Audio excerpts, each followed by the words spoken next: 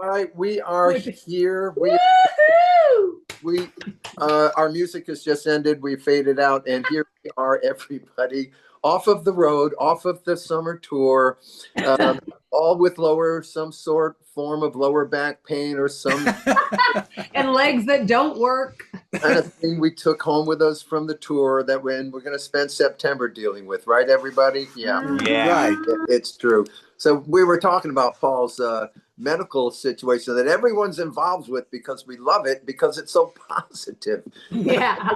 So Great to hear. just real quick, like Paul got prostate cancer, but we got to tell you, and he's our brother. This guy's an Iron Man. If he would have never said a word, Susan, isn't this true? If he would have never said anything to anybody, kind of like I would be, we would have never known. We would have never known. Ever. Goliath prevails. That he's going through, and it's the one time in his life that Paul pursues the number 0. And it's not often that you do that. That's true. Yeah. But and it's a hard number. Listen, as far as the casties know, we've all been out together on the road. Lenny's a family member now. We did the summer together. Lenny knows what's up. That's why we're comfy talking about this before we get into our incredible interview with Lenny. Okay, Bob, keep going. Yeah. So hey, what I'll do, and then we can get to Lenny, is I'll just wrap it up. And so I went to the doctor. He was very excited about my PSA, which was yet again less than 0.0 and undetectable. And so I went in there. The doctor was excited. He's thinking maybe it's dead, but we all hold back on that. So they put me at 6 months now to get a PSA in 6 months. I mean, I'm going to forget about that. I'll have to be reminded. It's so long away. So it'll be the so first everybody, month. Everything's cool, and rocking and rocking and rocking. Rock on, Paul. Paulie, this will be your first month, like where you just allow yourself not to think about it. Yeah. It's gonna be great. The first night. It's great. I told Dr. Willis yesterday. I go, I think they got the wrong guy. He goes, well, look at it. They had the right guy who had a miracle. Great, good. And just we'll take it. So everyone knows what Paul went through made me go through an entire physical in a way that I'd never had before. I mean, the heart, the lungs, everything. And I got to admire Paul and nothing's wrong with me. But going through a physical, or you got to wait 2 weeks for that result, or you got to wait a week for that result. Those are bad weeks for me. Those are bad weeks for everybody, man. And you live under assumed health. That's a good way to live, of course. But better is confirmed health. That's even better. And you find that out as you get older. You go, well, I guess I better look inside. Hey, wait a minute. As we get older, confirmed good health is all of it. Oh, it's awesome. Because without that, we ain't moving forward. Or confirmed 0.0 PSA. Right. And then what do you think about all this, Lenny? I am just soaking it in, and I'm going to my doctor in a couple of days, and I hope to get additional confirmed good health. Right on. And be sure and ask for your PSA, man, in case you For anyone, I check it regularly. Wondering who's that guy up there in the fourth. Start us off, Bob. He's off the tour. He's out of uniform, and we all look like Joe Citizen, in our lives, right? But sitting there is Lenie Colacino. He is somebody that we met this summer as he sang with Jay and the Americans. He was one of the quote unquote Americans. But we're going to find out with Lenny that he is way, way, way much more than the latest American, as we call these background guys. It's great. Well, the latest Raider, the latest American, the latest Vogue, and I will tell you, Lenny. And I have my passport. I do. Nice.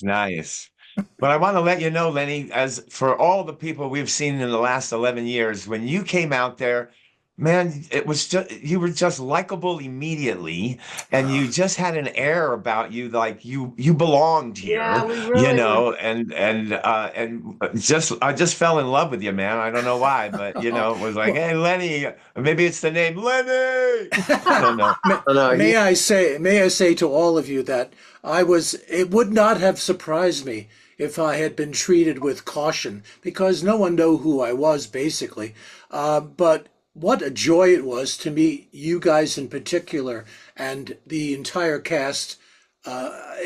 I was shocked, almost shocked at how I was welcomed in, and also the great joy of getting to watch you guys on a nightly basis from, from the wings, which was, Yeah, the I wings. got, it was so great to see you guys and meet you guys, and I'm forever grateful that you embraced me as one of, someone who belonged. That You were meant the a new lot to kid me. at camp, Yeah. Lenny, and we loved you. We're like, we want him in our cabin, man. And then, Thank you, thank you. but believe me, people have come on that tour that, I mean, with you, we're going, surely he's done this before. We found people depressed in their dressing room. Really sad out there. So it is Yeah. something you notice. It is something you do notice. Yeah. But Lenny gave away something in everything he just said. There was one word he said that points to his amazing past, because he called all of us on the Happy Together tour the cast. Oh, He said, yeah. I met the whole cast. You were all wonderful. I'm going, the cast? What are we on the He just called us the cast. That's a theater man right there. Tell him why Theater he man. did, Bob. I'm gonna Yeah. because Lenny, we're gonna find out. And now what Lenny doesn't know is, like, he's got 3 Beatlemaniacs over in the Cowsills. But we're gonna find out Lenny played Paul McCartney on Broadway's Beatlemania for at least 6 to 8 years, and then took it on the road all over the world. Wow. And did that. We've got to talk about it. He's the closest now we've come to meeting The Beatles.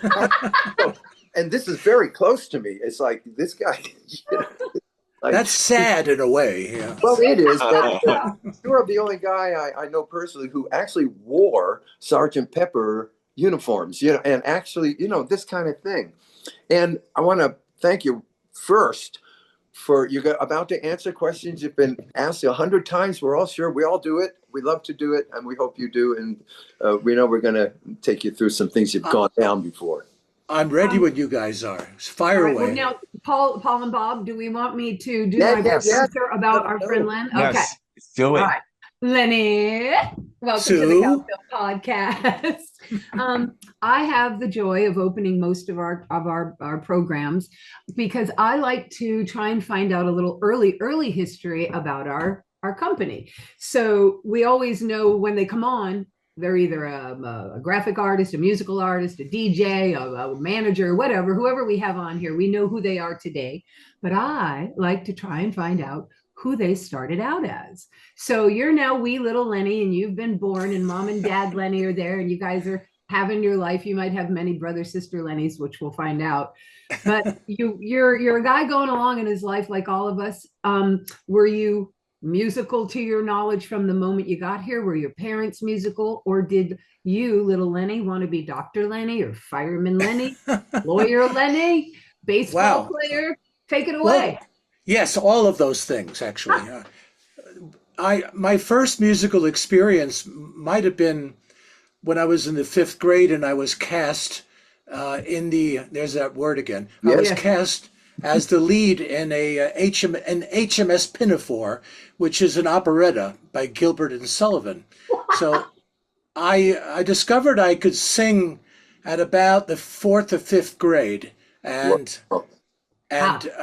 since, look, you're a family, and my family wasn't exactly the same, but my parents actually, and I don't want to put them down, but they kind of discouraged me from pursuing a life in music, as is much the case.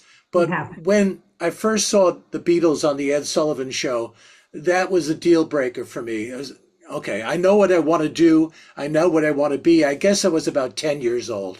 God, unreal. Yeah.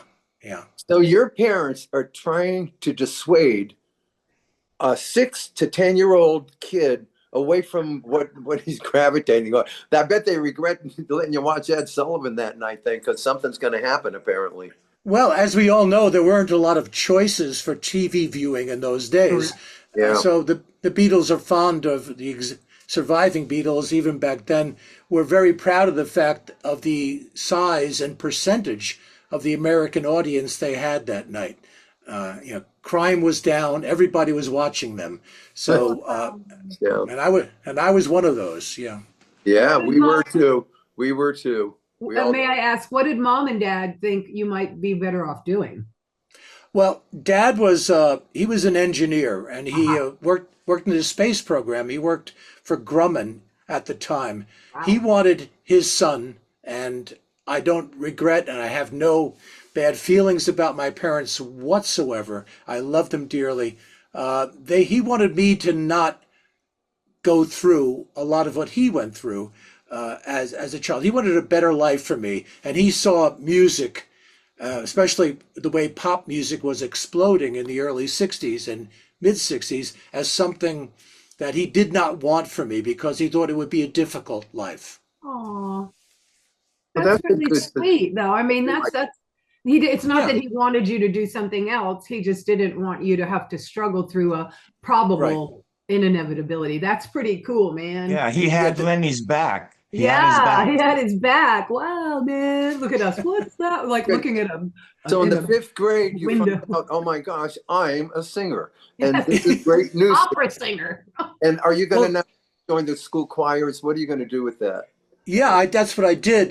Very perceptive of you, Bob. Yeah, Because I could not wait to sing in an ensemble setting like the school choir, yeah. like we had maybe an octet of singers that were doing a cappella work. I Oh, always was drawn to harmony, and Aw. why I love you guys so much. That unique sound of voices blending together always was something that I was born with because I didn't get it from my parents. They were completely non-musical, and I do mean utterly and completely non-musical. Okay, but can I tee out you? So wait, dude. So have you looked into your ancestral past? Because somebody got to have something somewhere, and sometimes it misses people. We have relatives that should, that, like our cousins can all sing, but a few cannot. So nobody in your past has any musical reality. Not What that I'm aware of. None of my a cousins, trip. none of my aunts, my uncles, my grandparents. Wow. Uh, I think there was a thing among Italian Americans that your child, if he's going to play an instrument, it should be an accordion. I was gonna So my cousin Donna, she was a pretty good accordionist, but that's as far as it goes. yeah, not right now. All right. But there you are. Nonetheless, you're on your way. And as Bob said, so you're in choirs and stuff. Do you do the traditional, I'm a teenage boy, I'm gonna get a band to get the chicks, or do you like go actually Yes, go, okay, tell us that's all about it. exactly as you may not believe it now, seeing me now as a chatterbox that I am, but when I was a kid, I was absolutely misanthropic. I was terrified of people. I saw music and being in a rock band or a pop band as a way to communicate without communicating, if you know what I mean. All right. I was flabbergasted. I could not talk to anybody. I was so scared of people. And for whatever reason, music was the outlet. Awesome. And you know what's interesting, Lenny? I knew you were shy, even though you were chattering. I still knew you were a shy guy. And so that's do you great. Go ahead. start forming bands then in high school, or you're a singer? I'm not hearing anything about a guitar yet, but you're a singer. And how do you take that into your love of music? How do you do that? Well, it was simple. I go back to the Beatles on Ed Sullivan. I realized that I focused on Paul mostly because we were both left-handed, and his guitar was pointing a different way than the rest of the guys in the band. I didn't figure that out as a 10-year-old, but it dawned on me that we were both left-handed. I wanted to be him from a very early age, and Wow. and so I was. Yeah, you're going to fulfill that Well, dream. Yeah. what a cool thing. I mean, to feel a connectedness like that, and then to be able to step into that, and for you, really authentically, because you related. So it's not like an acting job. It's a little more, in my opinion. Yeah, absolutely. There are guys who came into this whole Beatles tribute business who were doing it either for the money or the notoriety. For me, it was always a deep, deep love of the music and them. You know, we're all Beatle freaks here, so I think we all have a connection as to how they changed our lives, and me especially. Yeah, So Paul has one on how in it changed his life. yeah. So in the early years, you got a band. What was your first instrument? Because I know you do bass and keyboards and or piano and then guitar. Right. And so initially, what did you play? Paul, that's a great question, and I have a really weird answer for you. The first instrument I picked up was a six-string guitar, and it was a right-handed six-string Oh, because I didn't know geez, that yeah. I didn't know the difference. So I started Wow. strumming on that six-string for a long time, and this was maybe a year pre-Beatles. And but when I saw Paul, I want that. I want to be him, but he's playing something different. It's a bass. Yeah. So We went through that. so get this. I play right-handed six string, but left-handed bass guitar. Oh, What? I know it's like poof, bang, zoom, right? And like How do you yeah. head do explode. that? To this day, I cannot play a left-handed six string, and I can't play right-handed bass either. It's very That odd. is very, Wow. you're That's ambi crazy. specific. You're ambi Yeah, specific to these instruments. That's And really so you great. taught yourself, Lenny, you taught yourself these instruments? yeah. Well, of course I took lessons. I was more a serious student of voice. I had many voice teachers Oh, who had aspirations for me to become an opera singer. They wanted me to be an Oh, operatic tenor. I mean, that was your But first gig. How interesting. yeah. You're a tenor. Are wow. we tenors, guys? yeah, we're Yeah, Okay. that's all we know are tenors. Yeah. yeah, Yeah. Well, yeah. because we're Irish. You're Italian. Italians and Irish, I think, are mostly tenors. It's That's true. what I'm starting to realize. Yeah. Yeah, Just to finish up on that thought, when you went to try out for Beatlemania, had you secured all your knowledge on a keyboard, a bass, and a guitar? Were you going in there fully loaded, or? absolutely not. All or bad. The I maybe it was a good thing that I had no expectations to get the job. It was a typical the theater would call a cattle call.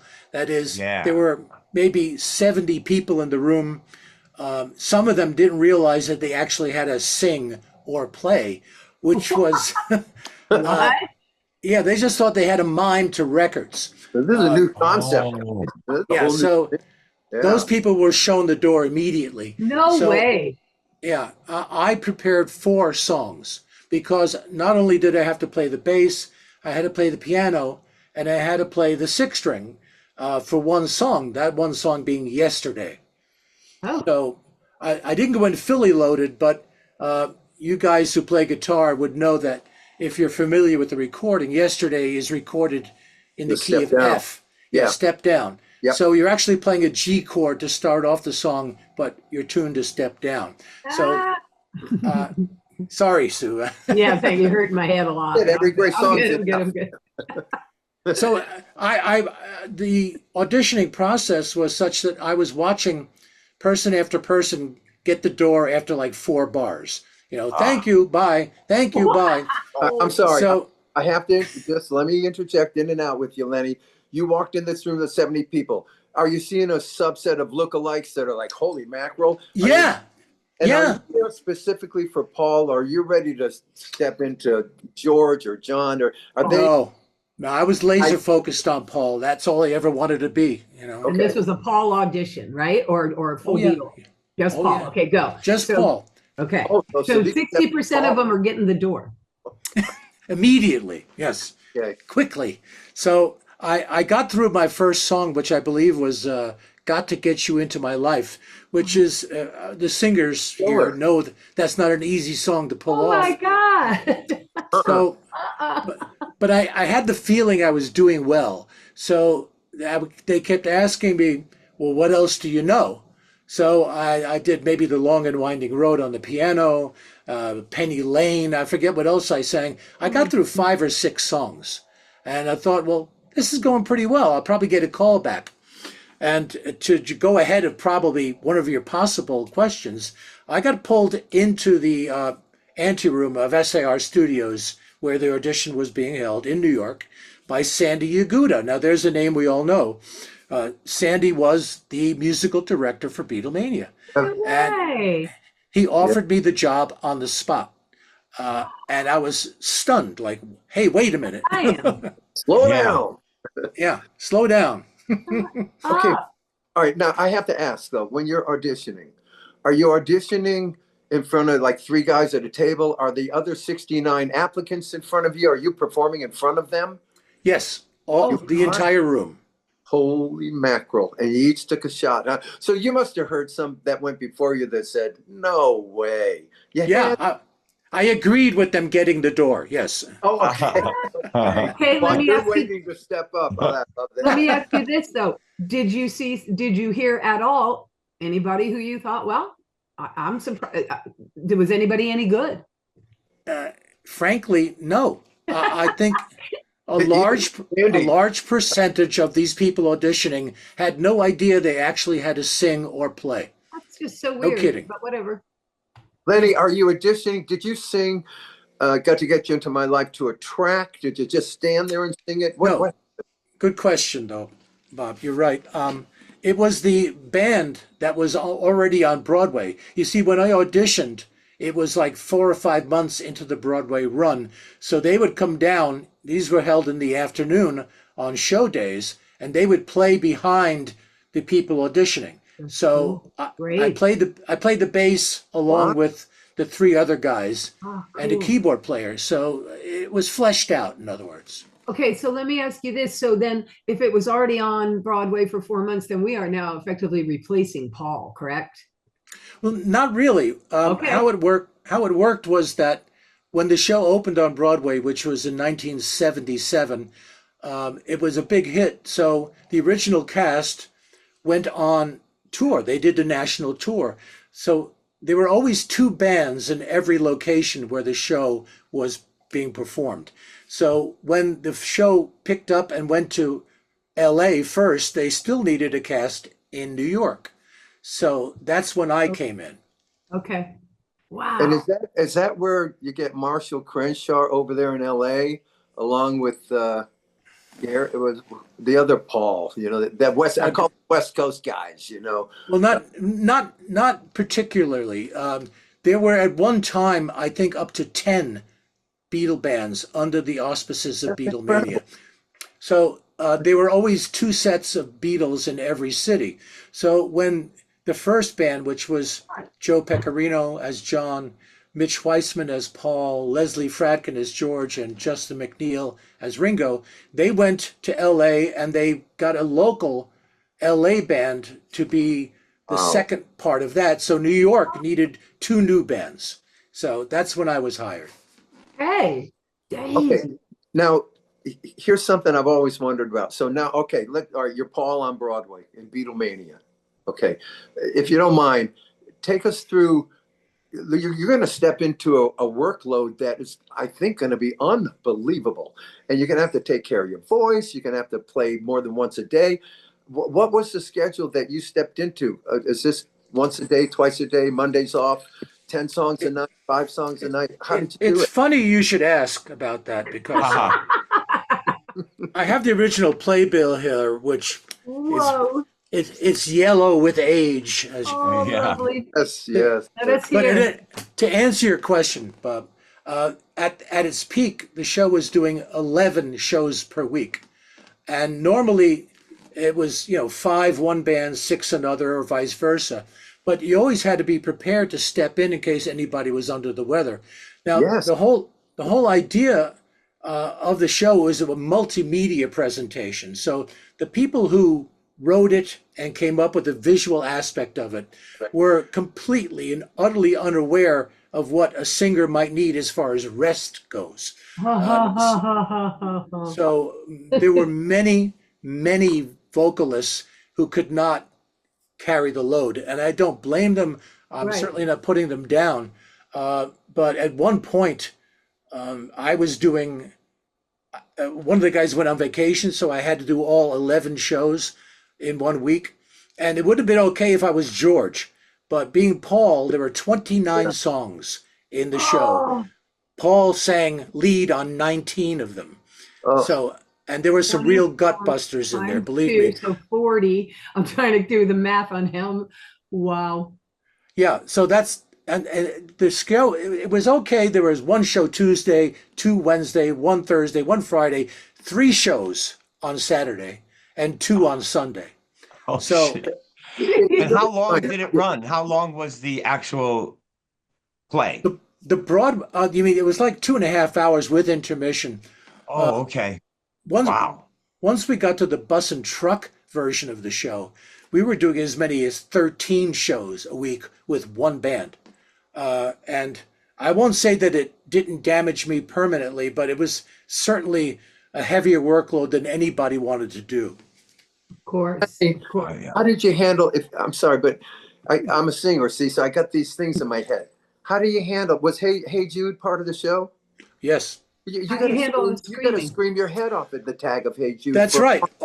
So how do I you, how how I approached it, and Wow. this is crazy that I did all those screaming things at the end yeah, verbatim, the way they were on the record. that's what I'm assuming, yeah.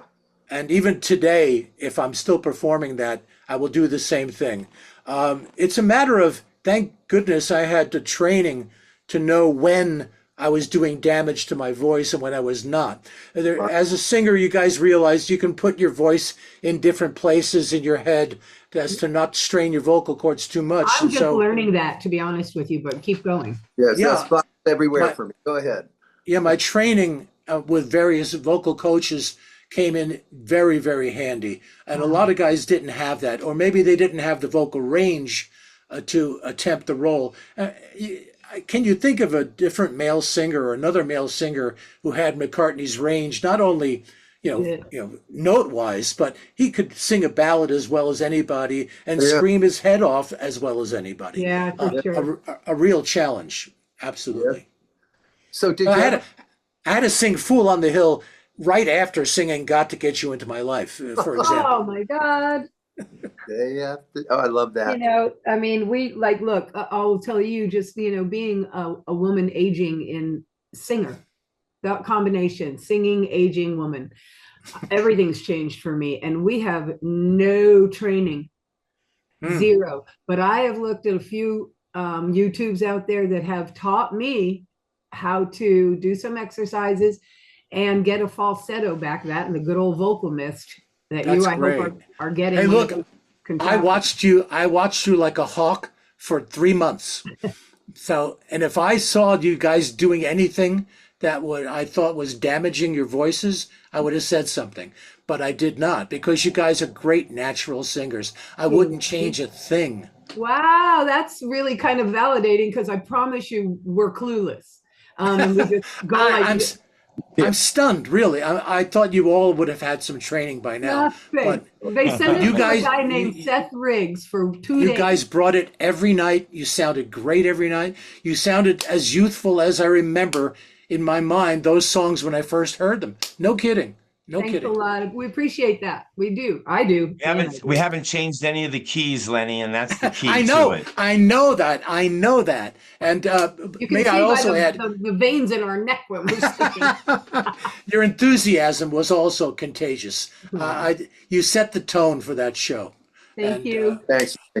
I have an interesting question for you, because I'm curious about this with Sandy and whoever the little committee is who's auditioning people, and this ambitious, to me, project that's going to involve so many singers. Did you ever, because you can't predict all of this, did you ever befriend anyone who came into the show and eventually, over even a few weeks, they realized that they are not going to be able to physically do this, and what am I going to do about that? I mean, Yeah. how do you know that about yourself unless you step into the role and try it? Good Were there question. any failures like that? I'm just curious. Yeah, there were. We got a pretty good idea of our stamina, because in rehearsal, when we first got our first date, our premiere date for Broadway, we were performing the show twice a day in rehearsal. Oh my God. Full run-throughs, making sure we were vocally ready to do it. Now, to your question, Bob, that there were some guys who failed utterly. I wouldn't point them out as unfair to do that, but either they did not have the stamina to begin with, or the wherewithal, the specter of Broadway was too much for them. in their Yeah. own minds. That Yes. there was too much pressure for them to perform. As I stated before, one week I did all 11 shows because the fellow that was supposed to be subbing as Paul just basically flunked out on his first show. He couldn't Yeah. handle it. It's overwhelmed. That's a lot, man. I can kind of dig it. And as Bob pointed out, it's kind of not something you'd know until you stepped in, Exactly. And so and honestly, I mean, I want to know. Learned over the last couple of years that recreational conversation and this kind of gigging, they don't go together. And Paul and I, well, Paul and I for sure, and Bob can get going pretty good. We never shut up, and we had to really learn, that was a big part of what was taxing us. Sue, you are so right. Right on. I have vocal students and my coworkers, when I do gigs now or with it, however I'm singing, I always make sure to tell them the same exact thing. Talking, like we're doing right now. Yeah. Good thing I'm not going to sing tonight, but Yeah. it is actually more wearing on the vocal cords than singing. Yes, we learned that. And ironically, I mean, like through the years, I don't know, call it youth or whatever, until it became a problem, it didn't make any sense to me. But I got a buddy named Jackson who never would come hang out if we're all together, and he wants to. And I'd say, well, come over. We're all in the same city. Come hang. He'd go, I can't, because we'll talk. And I used to think, what bougie bull BS is this? Oh, I wouldn't want you to have to talk, Brown. So, but God bless him. He was right as rain. And now I totally understand what that means. And when you're out there, when you can feel, I mean, I can feel it. As soon as I've talked too much, I can feel it in my throat, and I get panicked at that moment, going, "Oh my God, I took it too far." You can really feel it. It's unreal. And guys, even being home. Yeah. Okay, because we really did discover this, and monk-like activity was ensuing out there. Yeah. Some silence and all this stuff. I got home after 2 days. My wake-up hello voice was down in that range, and I'm like, oh my God! Just from talking regular talk with all my people. Yeah. Okay, so you get vocal advice on the Cowsills podcast. This is no, really, this is great. And Lenny, did you get hip to the vocal mist that we were using? That contraption? Okay, no. I'm going to send you a link. I don't know how you missed it. Paul and I are like Ronco advertisers for anything we get. And it is a saline solution mist for your throat. Lenny, it is everything. And combined with, go ahead. No, I am hip to the idea. Saline thing. I would take it nasally, just to, but my little routine was always slippery elm, if you know what that is. That's the throat coat. We are everything. And I think what I learned on this particular tour is to not over warm up, which is a bad thing. That I would often, this was my little secret, that when little Anthony was on, who was on just before us, so always sang great, I would warm up I would sing along to his third song and then rest for the fourth song, and I would be ready to sing. So my routine when I was younger was a 45-minute warm up. 45 minutes. That doesn't work at my age anymore. No. Where's your butt out? Work out my butt. I have another Beatlemania question, because sure, it's just things I think about. I was just curious, when you got wind of this audition, okay, something got to your house, or somehow you saw a flyer, maybe, or what? Yeah, did it? Well, I just wondered, did you have an agent? Is that how you came upon it? I did not have an agent. As a matter of fact, I was living in Pennsylvania in a big 10-piece band at the time, and we were one of the first communities to get cable TV, and I saw the ads on local New York television while I was living in Pennsylvania, and I would see Mitch Weissman, who was a dead ringer for Paul, and singing Yesterday. They go, well, they got the right guy, so they don't need me. So then I was informed by a friend of a friend that they were recasting the show. So I said, what have I got to lose? Let me go in and well, you know the rest of the story. Wow. Yeah. Bob, But- what was your question? I was curious when you had the audition, you said, and you got hired. I'm going to do this. Was it known in the very beginning that you will eventually take this show on the road, and how's it affecting your family life, by the way, if there was one going on at the time? Because you're being asked now to step into a role that's going to pretty much take over your life. Okay. And Yeah, did you well, think you were going to go on the road with it after 8 years or 7 years, however long it was? And you're going to. It wasn't that long. My hire date was sometime in November of 1977. By late winter or early spring of 78, I was on Broadway. By the end of that year, I was shipped out to the National Touring Company. So yeah, Wow, I just had been married a month before my audition. No.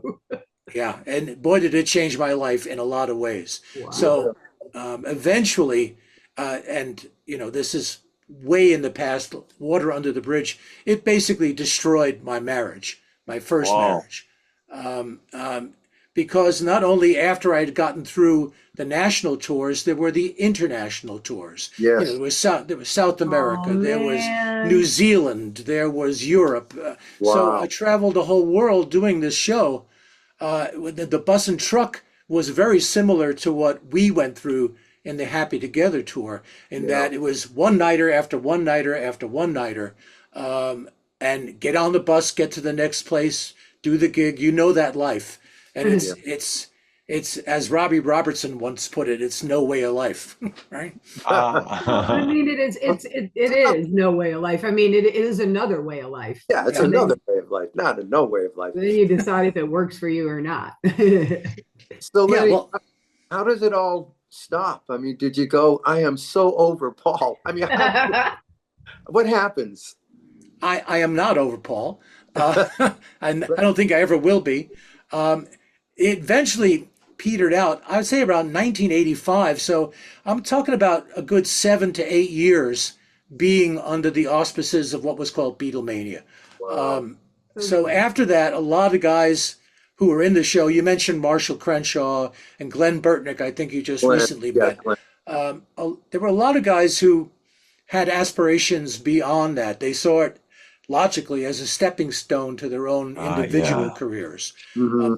Some did, some did not. Some came and went in a month because they couldn't handle it or didn't want to. They just saw it as a job. So everybody had a very different reason to be there, I guess.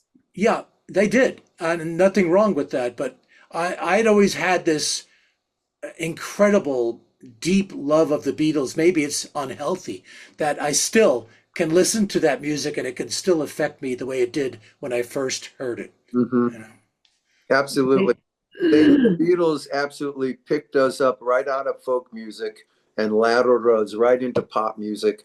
When we were at the right age, teenagers, we're all really young and impressionable in that way. And, Paul Cowsills, he doesn't love the Beatles as much as everybody else, but I believe he has gratitude for them, because without them, he might not have had his life. Yeah, sure. They opened a lot of doors for a lot of musicians. You don't know how many times. I mean, I would love a poll. I would love to see the research. Somebody asked the question, how many 10 to 15-year-old boys became a musician that on that Monday changed their life? I bet we would be stunned at the amount versus who might have ended up being a musician and who might not have. Well, I think you had to have some sort of innate talent, and if you didn't, you probably found out real quick it wasn't for you. For sure. Do you know what I mean? Go ahead, Paulie. I see Well, I found out that night that, you always hear it, hey, why did you start playing guitar? Man, to get the girls.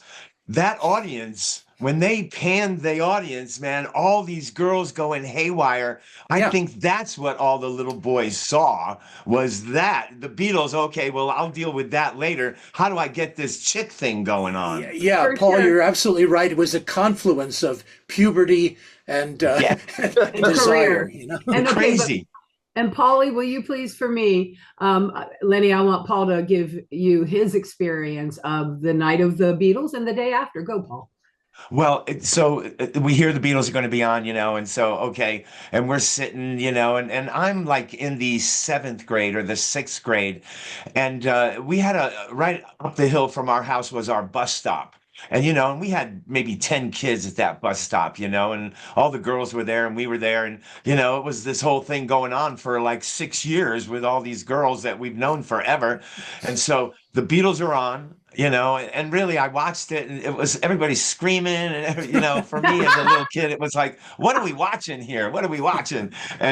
But I went up to the bus stop that Monday after that Sunday night, and all the girls were like all over here, and we were chopped liver from that point on, Oh and I yeah. just couldn't figure it out. See you What later, went sucker. wrong? Yeah, Paul, you hit on something. As I remember the same Monday of your experience, Black when I was in, Monday.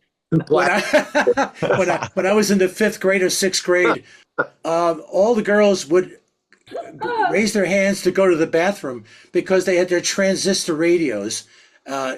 listening to Beatles on the Look, you local guys, radio look, station. this is Beatles Black Monday. It's born here today. And there are stories. We could have a series and we'll just have interview after interview about people's Yeah, Monday, the That'd be Monday after funny. the Sunday, and what was your life? How has it changed? yeah, Yeah, Yeah. yeah. People yeah. came up to me with a Peter, Paul, and Mary album later. Oh no, no, I'm into the Beatles now.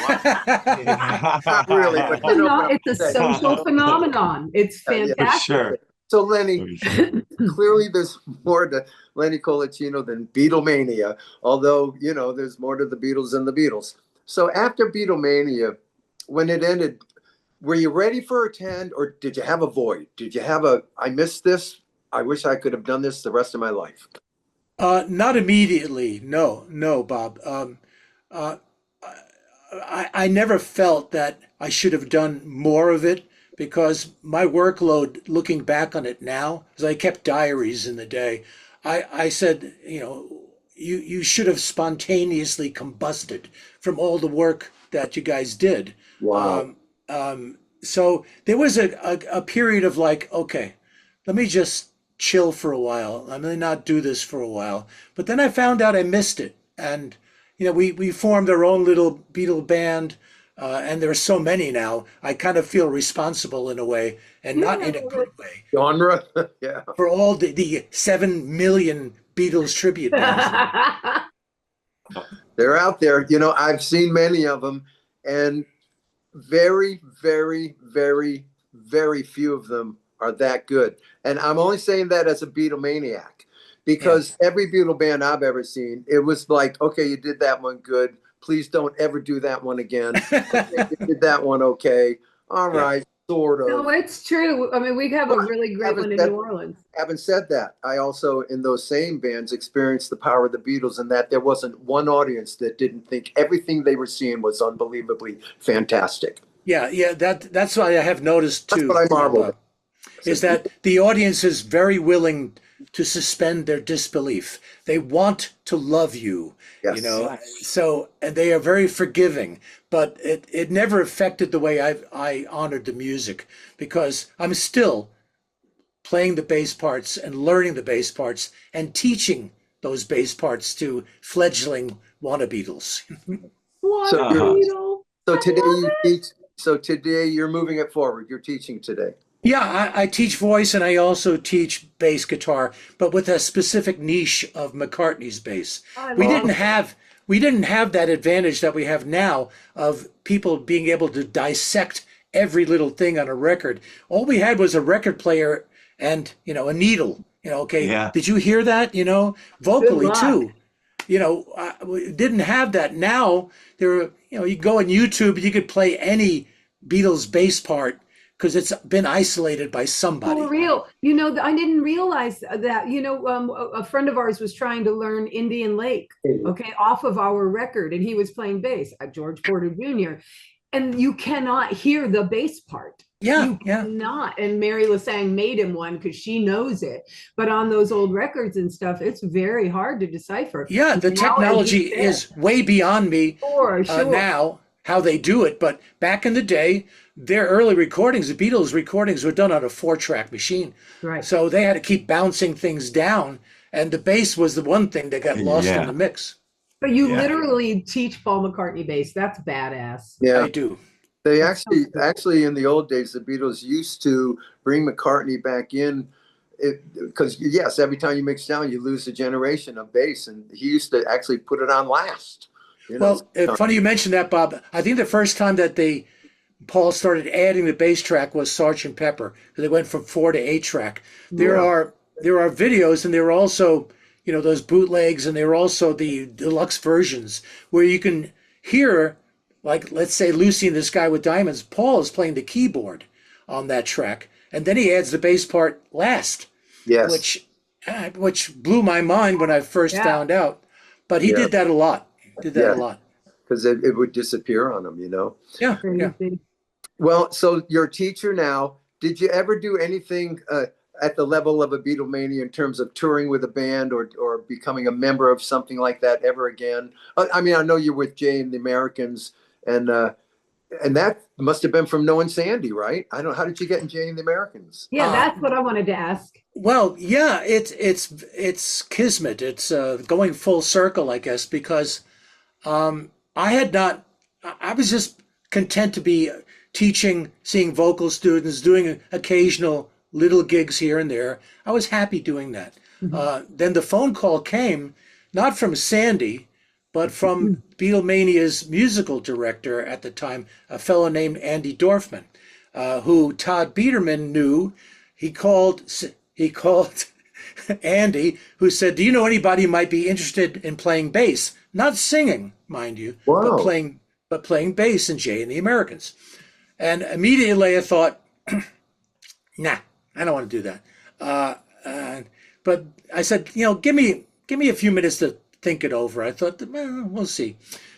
So they put me in touch with Sandy, who I had not spoken to in probably 40 years, Okay. which blew my mind all over again. Yeah. And then initially I was not supposed to be up front with the other guys. I was just a bass player in the back. And I'd been happy doing that. I said, okay, great.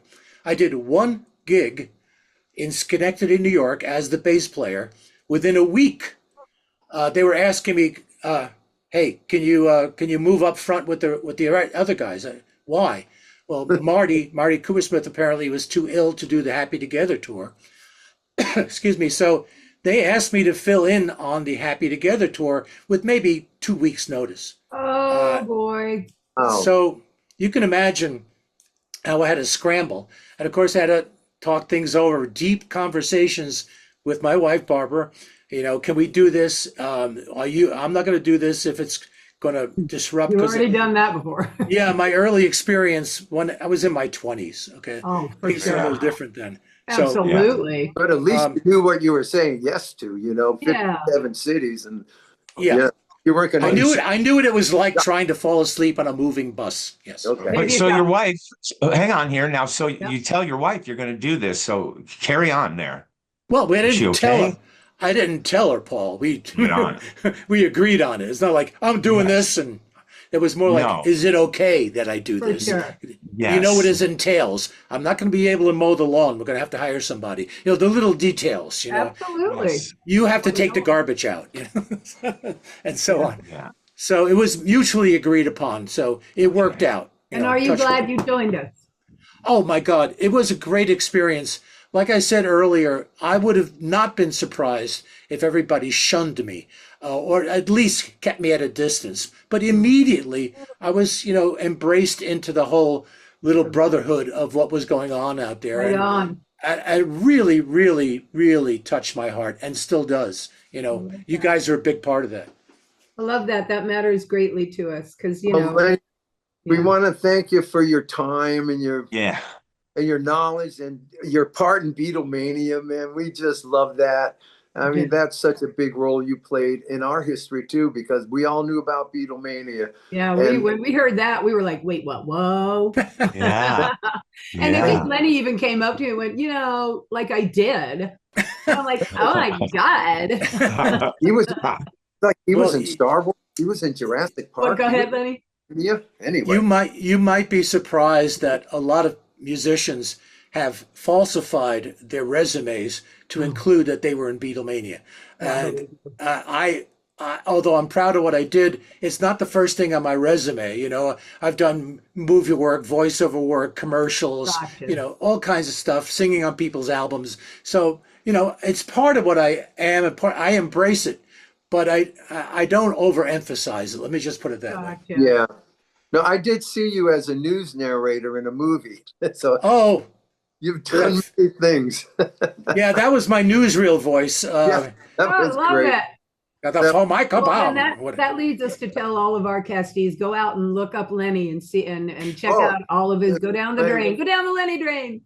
Yeah, and if you're interested in learning those Beatles parts, I have a website called Beatles Bass Boot Camp, and look me up there. Look me up on Facebook. I'm very friendly, right? Yay! Right, guys? Yeah. Totally. Lenny's a good guy. Yeah. Thanks for joining us, Len. My pleasure. Anytime, and I hope I get to work with you guys again. Same here. Oh no, we got to do that, and maybe we'll just have a jam one night somewhere and listen to you sing "Got to Get You Into My Life." Yeah. I'll have to tighten my belt for that one. Yeah. Oh Yeah, we know that. Yeah, we're there with you on that. All right, All right, brothers. Lenny. We will see Okay, you again. Sue, Love Bob, you guys. Paul, great Thank to you, be Lenny. with you We again. love you, buddy. Love Love you, you buddy. too.